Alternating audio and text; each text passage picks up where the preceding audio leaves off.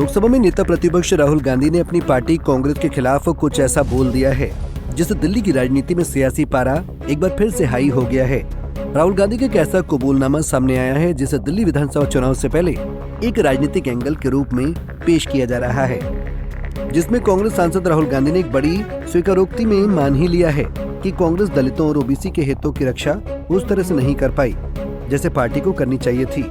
इसके साथ ही राहुल गांधी ने यह भी स्वीकार किया कि यदि उनकी पार्टी ने दलित और ओबीसी वोटर्स का ध्यान रखा होता, उनका भरोसा कायम रखा होता, तो राष्ट्रीय स्वयंसेवक संघ यानी आरएसएस कभी सत्ता में नहीं आता। और यही कारण है कि दलित और ओबीसी वोटर्स कांग्रेस छोड़कर चले गए हैं। इसके साथ ही उन्होंने और भी वजह बताई अपनी पार्टी के कमजोर पड़ने की। ऐसे में हर कोई हैरान है कि ऐसा क्या हुआ कि राहुल अपनी ही पार्टी के खिलाफ बोल पड़े। दरअसल कांग्रेस सांसद राहुल गांधी ने नई दिल्ली में दलित इन्फ्लुएंसर्स द्वारा आयोजित वंचित समाज दशा और दिशा कार्यक्रम को संबोधित करते हुए ये मान लिया कि 1990 के दशक में कांग्रेस ने दलितों और पिछड़ी जातियों की अनदेखी की है, उनके हितों की उस तरह से रक्षा नहीं की जिस तरह से उसे करनी चाहिए थी। राहुल ने इस बात पर जोर देते हुए कहा कि संस्थाओं और संपत्ति में भागीदारों के बिना सिर्फ राजनीतिक प्रतिनिधित्व से उनके मुद्दे हल नहीं होंगे। राहुल ने दावा किया कि इंदिरा गांधी के नेतृत्व में कांग्रेस को दलितों, अल्पसंख्यकों और पिछड़ों का भरोसा हासिल था, लेकिन उन्होंने कहा कि सिर्फ 1990 के बाद इसमें कमी आई थी। उन्होंने ये भी कहा कि पार्टी को इस वास्तविकता को स्वीकार करना चाहिए ताकि नई आवाजों को शामिल करके आंतरिक क्रांति शुरू की जा सके। वहीं राहुल ने यह भी कहा कि कांग्रेस की नीतियों में चूक की वजह से ही आरएसएस सत्ता में आई। उन्होंने कहा कि अगर एक बार कांग्रेस का ओरिजिनल बेस पार्टी के साथ आ जाए तो बीजेपी और आरएसएस को भागना पड़ेगा और ऐसा जल्द होगा। कॉन्फिडेंट रहना चाहिए, ये कुछ नहीं कर सकते हमारा, ये बीजेपी वाले इनकी बस की नहीं है, ये देश को नहीं चला सकते, ये फ्रॉड है, पूरे फ्रॉड है, टोटल फ्रॉड है, ये मैं बता रहा हूं आपको।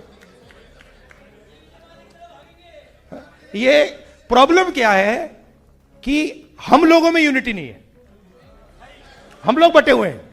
जिस दिन हम लोग एक हो गए ना, ये भाग जाएंगे। मेरा पंजाब में हमारा एक कार्यकर्ता एक दिन मुझसे मिला, कहता है राहुल जी, आप जिस दिन ये कांग्रेस पार्टी की जो ओरिजिनल बेस है, जिस दिन ये एक हो गई ना, ये सब आरएसएस वाले भागेंगे, यहां से भागेंगे, ये रुकेंगे भी नहीं, भाग जाएंगे ये। तो थोड़ा सा यूनिटी पे काम करना है। वहीं राहुल गांधी अपनी दादी इंदिरा के कार्यकाल को याद करते हुए बोले कि इंदिरा गांधी के कार्यकाल के दौरान कांग्रेस को दलितों, अल्पसंख्यकों, पिछड़ों की पार्टी माना जाता था। इन समुदायों को हम पर पूरा भरोसा था, लेकिन 1990 के दशक में दिक्कतें आईं और ये किसी से छिपा नहीं है। लेकिन पिछले 10 से 15 सालों में दलितों, पिछड़ों के लिए कांग्रेस पार्टी ने वो नहीं किया जो उसे करना चाहिए था। राहुल गांधी ने कहा कि अगर मैं ये नहीं कहता तो मैं झूठ बोलूंगा। अगर कांग्रेस पार्टी ने दलितों, पिछड़ों का समर्थन और विश्वास बनाए रखा होता तो आरएसएस कभी सत्ता में नहीं आ सकता था। राहुल ने कहा इसका मतलब है कि इससे निपटने के लिए कांग्रेस पार्टी के भीतर आंतरिक क्रांति लानी होगी जिसमें वंचित लोगों को शामिल किया जा सके। वहीं उन्होंने बीजेपी पर भी तंज कसते हुए कुछ बातें कही। इसके साथ ही केजरीवाल और पीएम मोदी को दलित विरोधी बताते हुए कहा कि बीजेपी और आरएसएस जनता के बीच फूट डालकर राज कर रहे हैं। जिस दिन कांग्रेस पार्टी का मूल आधार एकजुट हो जाएगा, बीजेपी, आरएसएस भाग जाएंगे। हमें अपनी एकता पर काम करना होगा। हमें दलितों, पिछड़ों, अति पिछड़ों, अल्पसंख्यकों को सुनना होगा और उन्हें आगे बढ़ाना होगा, लेकिन मुझे लगता है कि इसमें कुछ साल लगेंगे। वहीं कांग्रेस नेता ने केजरीवाल और पीएम मोदी पर आरोप लगाते हुए कहा कि जब केजरीवाल जी राजनीति में आए थे तो मैंने शुरुआत में उन्हें समझने की कोशिश की। मुझे समझ आया कि केजरीवाल भी नरेंद्र मोदी की तरह एंटी रिजर्वेशन और एंटी दलित हैं। ये मोदी जी से थोड़ा ज्यादा परिष्कृत हैं। कांग्रेस नेता ने आरोप लगाया कि बीजेपी वाले पूरी तरह फ्रॉड हैं, ये देश को नहीं चला सकते। राहुल गांधी ने इस दौरान जिसकी जितनी हिस्सेदारी उसकी उतनी भागीदारी का मुद्दा भी फिर से उठाया। राहुल ने कहा कि जैसा मैंने बजट में कहा था कि पिछड़ों की आबादी 50% है, लेकिन सत्ता में उनकी हिस्सेदारी सिर्फ 5% है, जबकि दलितों की आबादी 15% है, लेकिन सत्ता में उनकी हिस्सेदारी सिर्फ 1% है। ऐसे में उन्होंने एक बार फिर से सत्ता और धन के समान वितरण की दलील दी। वहीं राहुल गांधी ने BR अम्बेडकर को दलितों का हितैषी और बेजुबानों को आवाज देने वाला व्यक्ति बताया। गौरतलब है कि राहुल गांधी द्वारा सिर्फ 90 के दशक की बातों को उठाकर कांग्रेस पर निशाना साधना पूरी तरह से कांग्रेस पार्टी व अपने परिवार के नेताओं को क्लीन चिट देने की कोशिश के मद्देनजर किया गया है। वहीं राहुल गांधी का ये कथन दलितों और ओबीसी तक गांधी की व्यापक पहुंच के अनुरूप है।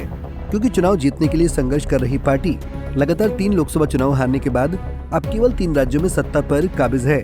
ऐसे में राहुल दिल्ली विधानसभा चुनाव में अपनी पार्टी की एक मजबूत छवि प्रस्तुत करना चाहते हैं। वहीं राहुल गांधी को पिछले कुछ समय से मुस्लिम दलित पिछड़े वोटर्स को समर्थन आधार बनाने की कड़ी कोशिशें करते हुए देखा जा रहा है। ऐसे में मोहब्बत की दुकान, जाति जनगणना का आह्वान और आरक्षण पर 50% की सीमा को हटाने की मांग करने के माध्यम से नफरत और ध्रुवीकरण की राजनीति के खिलाफ उनका रुख, इन सभी को दिल्ली चुनाव में जीत के प्रयास और कांग्रेस पार्टी की एक आस से जोड़कर देखा जा रहा है। फिलहाल अब देखना यह है कि राहुल का ये राजनीतिक गणित का फॉर्मूला दिल्ली चुनाव की सघनी परीक्षा में सफल हो पाता है या फिर से उन्हें फेलियर ही देखना पड़ेगा। Bureau report, Punjab Kesari TV. हमसे जुड़े रहने के लिए हमारे YouTube चैनल को सब्सक्राइब करें और नई वीडियो की नोटिफिकेशन के लिए बेल आइकॉन को दबाएं।